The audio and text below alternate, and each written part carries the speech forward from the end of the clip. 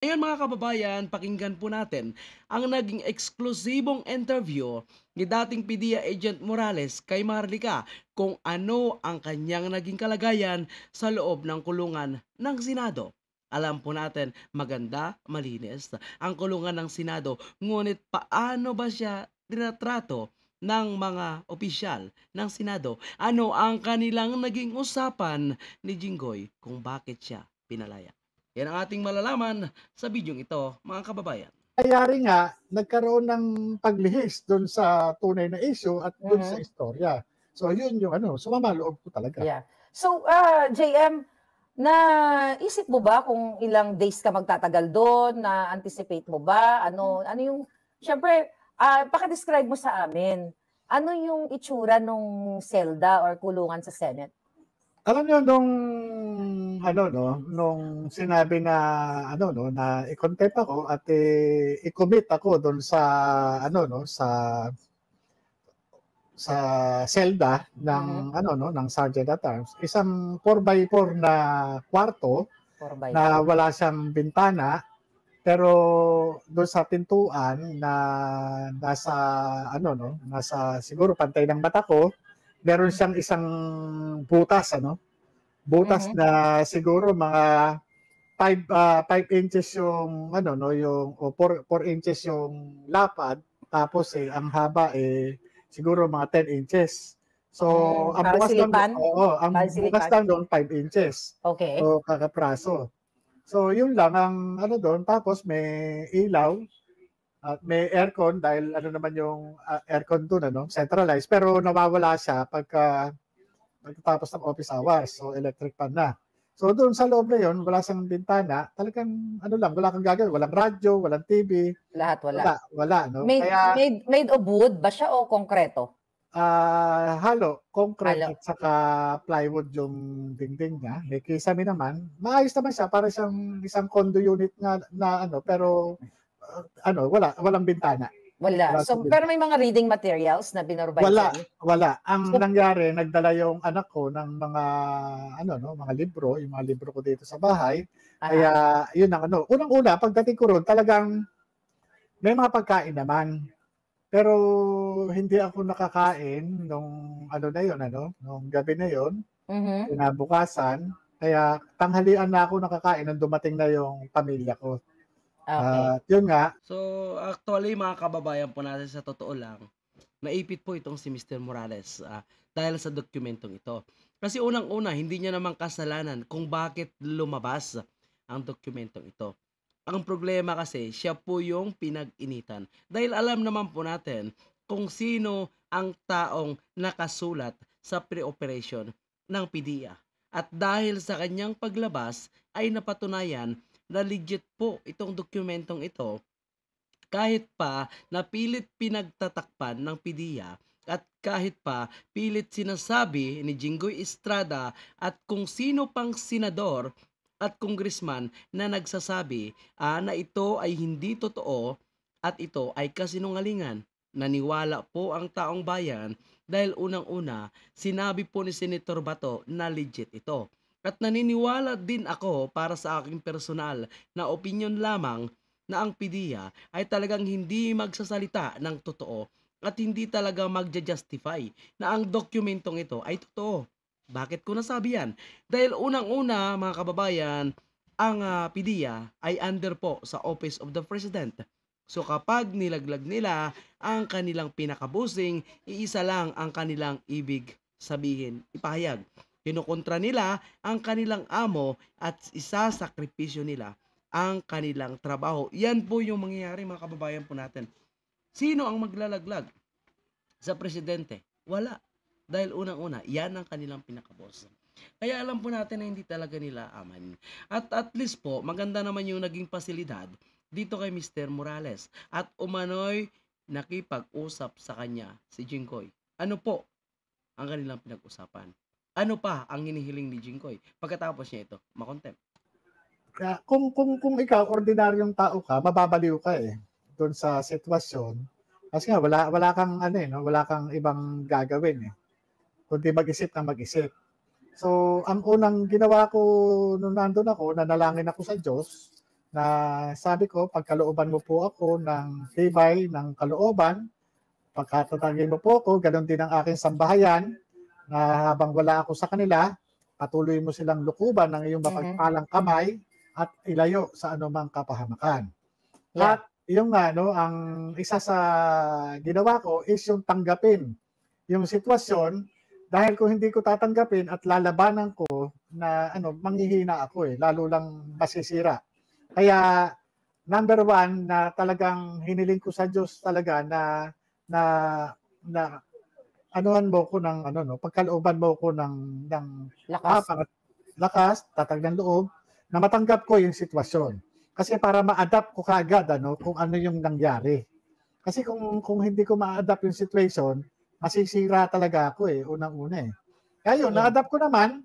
Kaya nga sabi ko, dala nyo kaagad ako ng kulambo, yung kaskasan ng paa, para at least nagkakaskas kayo sa paa. Marelax ako. Ngayon. So, handang-handa na po Pero para sa akin kasi, bilang isang PDA agent, ang kanilang pag-training sa ganitong klase mga sitwasyon, talagang sanay na itong si JM. At tingnan mo, okay? Although alam natin na nakaranas ito siguro ng stress, pero paglabas niya, ganda pa rin ang kanyang ngiti, mga kababayan po natin. Dahil alam niya kasi, na wala siyang tinatagong sikreto at katotohanan ang kanyang mga sinasabi. Wala pa akong libro noon nung unang gabi. Wala akong libro. Mabuti na lang nadala na ako ng ballpen at saka may papel naman doon. Alam nyo, ang mga sinulat ko, maliliit na letra, yung pangalan ng mga anak kong kumakahol. Yung mga anak ko, hindi ko naisip Yung mga hindi naisip Yung mga aso? Oo. Kasi, alam nyo, masyado ko silang naiisip. Kasi nga, kapag dito sa bahay, lagi silang nasa akin. Mga lagi naglalambing yan, mga Shih Tzu. Ngayon, ito yung sabi ko nga, hindi nagsasalita ito, hindi mo alam kung ano gusto, kung may sakit ba, may nararamdaman, kung nagugutom ba o ano. Yeah. Kaya, bukod dun sa kaysa yung tao, hindi ko naisip sila ang naano ko talaga. Anong ginagawa ko? Sinusulat ko yung pangalan nila paulit-ulit. Nakailang pahina ako ng bond paper. Nakalagay, Boogie, Britney, Bupi, Bambi. Boogie, Britney. Para kayo nagpa-practice ng writing, writing 101. Oo. Ayan, Oo. Wala lang. Wow. Diba sinulat ko doon na para lang maano ko yung yung mahalagaan ko yung aking kasi pagka nag-iisip ka kung ano nangyari, bakit ka ganito, bakit ka ganoon, madidisorient ka madidisorganize ka. So kinakailangan ma-maintain mo yung yung high spirit, yung mental mo. Oo, tapos bakit nakonsulta ko yung pamilya ko? 'Di ba? Nakonsulta ko yung pamilya ko na nagkama kami doon sa solution na hindi mo na lang kung ano yung tama, kung ano yung totoo, ano ba totoo diyan, 'di ba? Una nga sinabi nga ni Commander, ano ba sabi ni Francia? Deny na lang daw. Deny mo na lang. Pero bigla siyang hindi ka ba mapapahamak? 'Di ba? May ganoon At saka from April 2 to April 7 na nagpasya nga na sulatan na lang yung PDEA, biro mo, ilang araw yung nagkaroon ng di ba? Nagkaroon ng parang ano bang maganda rito? Ano bang So, yan nga po nanindigan siya kaya humantong siya sa pagkaka-contempt na ni Jinggoy, mga kababayan po natin. Actually, nanggigigil lang si Jinggoy. Alam natin na may taong nagpi-pressure sa kanya para patahimikin po itong si Mr. Morales. So, kahit hindi man sabihin ni Jinggoy, sabihin niya lang na personal niya lang yon, trabaho niya lang, parte ng trabaho niya na kailangang usisain itong si Mr. Morales. Pero alam po natin, dahil daw magsalita itong si Jinggoy ay napakabayas po, mga kababayan. Although dapat natin siyang pasalamatan dahil pinayagan niya na makalabas itong si Agent Morales. Pero tandaan po natin, siya rin yung nagpakulong kay Agent Morales. So kung tutusin, hindi po natin siya dapat pasalamatan. Kasi hindi niya rin dapat papalabasin itong si Mr. Morales kung hindi niya ikinulong. Dahil unang-una, wala namang kasalanan si Mr. Morales.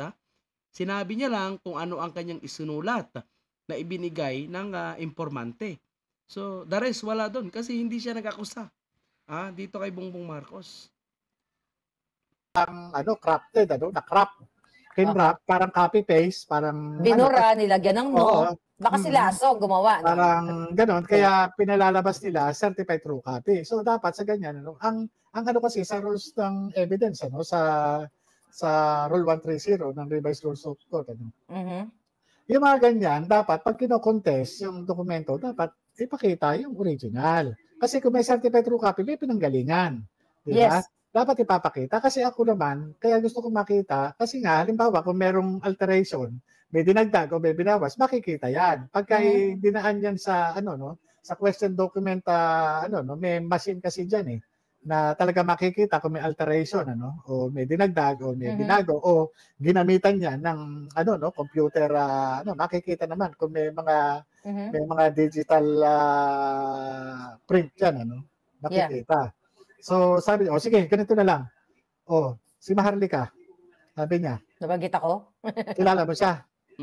Si Maharlika talaga, bidang-bida ito kay Jinggoy, mga kababayan po natin. At alam po natin, si Maharlika, walang tigil ito sa pagtutulig sa kay Jinggoy. Naku, may mga ibinulgra pa ito. Ano ba yan?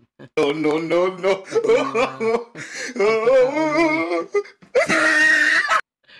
Pati yung pagkatao ni Jinggoy, naku po. Ang tunay na kulay pala ni Jinggoy ay rainbow daw. Grabe ito si Maharlika. Sabi ko, sir, hindi ko siya kilala. Nagpa-interview ka sa kanya. Sir, in-interview niya ako. Kailan ko yung huling nag-usap? Sabi ko, sir, nung in-interview niya ako. Ngayon. Sabi ko, sir, wala naman akong cellphone dito. At saka, paano ko siya makukontak? Wala ka ba number niya? Wala, sir. May intermediary na tungkol sa reporter. Yung sinabi ko, yung hindi ko nababanggitin yung So, ganun yung niya. Tapos, hindi, ganito na lang. Ang gusto ko, magtulungan tayo. Sabi mo na lang totoo. Kasi, inano mo si inakusahan mo si Marcos Jr. Presidente. At saka si Maricel. Ako, wala akong pakialam kay Maricel Soriano. Hindi ko mo artista, consulting ko. Pero eto sinasabi naman ng PIDEA, hindi totoo. Sir naman, sabi ko. Kita niyo naman, nilaglag naman ako ng mga kasama ko. At saka yan, matagal na yan, 2012. Sabi ko. So, PIDEA nga, sir naman. Sino naman ang mag-ano sa akin? So, kita niyo nilaglag ako. Yung mga kasama mo, kita mo, galit lahat sila sa iyo. Lahat sila nagsasabi na hindi totoo sinasabi mo. Sir naman, alam nga na makakampi sila sa akin, ano mapapala nila sa akin? Sabi ko. Doon kay Gerald Lasso. Tama nga naman, mga kababayan po natin. Anong mapapala po nila kung kakampi sila dito kay Agent Morales? Di po ba? At posibleng mapapahamak po sila, posibleng matatanggal po sila sa kanilang trabaho kung talagang bumaliktad sila at sabihin nila na totoo po itong report ni Mr. Morales, mga kababayan po natin. Kaya para sa akin, tama lang talaga na pinalabas itong ni Jinggoy, si Agent Morales, dahil kung hindi niya pinapalabas o kung hindi niya pinalabas, may baka mas marami pa ang lalong magagalit sa kanya, mga kababayan po natin. Kasi nagpapatunay lang talaga na nagiging totoo po itong si Agent Morales kahit ano pa ang sinasabi nilang kasinungalingan dahil masyado po silang apektado. May mga pananakot ang mga senador, alam po nating nagamit ang mga taga-PIDEA at kung anumang ahensya ng ating gobyerno na may connection po dito na pilit sinasabi na sinungaling itong si Mr. Morales. Tingnan niyo po mga kababayan, kayo po yung humusga. Napaka-consistent niya po magsalita. Diyan pa lang nasasabi ko na legit po itong si Agent Morales. Kaya para sa akin, isang hero po itong si Agent Morales dahil nanindigan na kahit alam niya na presidente po talaga ang kanyang matatamaan. Maraming salamat.